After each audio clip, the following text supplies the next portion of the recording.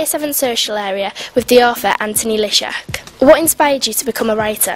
From as far back as I can remember, I've always loved making up stories, sharing stories. In fact, my mother used to call me a liar. She used to make things up. Did you ever make up stories? I used to love making up stories that were a bit half true, not true at all. In fact, I lived in a fantasy world. And now I've realised that although my mum used to call me a telltale as a child, I can now tell tales and get paid for it.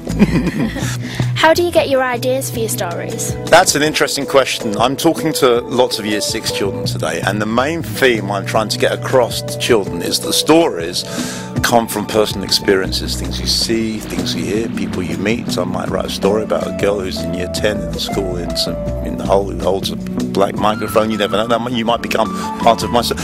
Ideas come from the things you see and you hear. You take the truth and then start lying about it. What's your favourite book of yours and why? Now that's a good question, because I don't like choosing favourites. Some authors say I can't choose a favourite, if I did the other ones will get a bit jealous. Okay. Now, but the reason it is difficult to choose is because even the most simple book, can you pass me the Row Your Boat one? This book here, which I'm speaking to the Year 6s, Year 7s about. This book took me 10 seconds to write. It's all about my daughter when she was a baby, because I got fed up with singing Row, Row Your Boat, so I made that fly your plane, drive your car. So this book took me no time at all to write, but it's important to me because it's Emily, who's now 20, when she was about 7, 8 months old. If you could recommend any other authors to the Year 6s, who would they be and why? That's a lovely question. A part of me doesn't want to recommend any, not because you go read my books only, no, because you've got to find a type of author that makes a connection with you, something that you might like reading, I may not like reading. It doesn't make it better or worse, it's a different relationship between writer and reader. But I've got to tell you, I think it should be compulsory to read Philip Paul. Because not just his Dark Materials, which the trilogy was really, really famous, but his other work, he is able to make you feel as a reader that he's talking personally to you. What does a person need to become a writer, and what advice would you give them? It's very simple. Lie.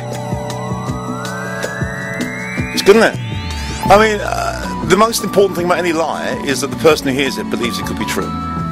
Well, the most important about any book, even if it's about talking mice or cuddly teddy bears that talk, the important thing is that the person who reads it believes it could be true. It hasn't got to be true, but they have to believe in it.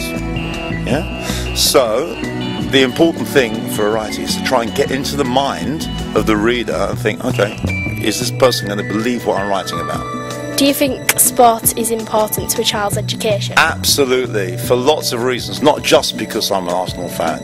You know, you might be useless at certain things, but if you find one area where you're succeeding, be it sport or music or art, then that's going to give you that feeling of, yeah, I can do that. And then you'll search for that feeling of success elsewhere. So yeah, it's very important, very important. What do you hope the Year 6s will take away from you after meeting you? That even an idiot like me, what are you laughing at? Even someone, no, you know what? To believe in yourself. I mean, I was a weird person, still am. And I actually wanted to be a published author when I was really, really young. And I learned from a very early age that the 3 most important words in our language are don't give up.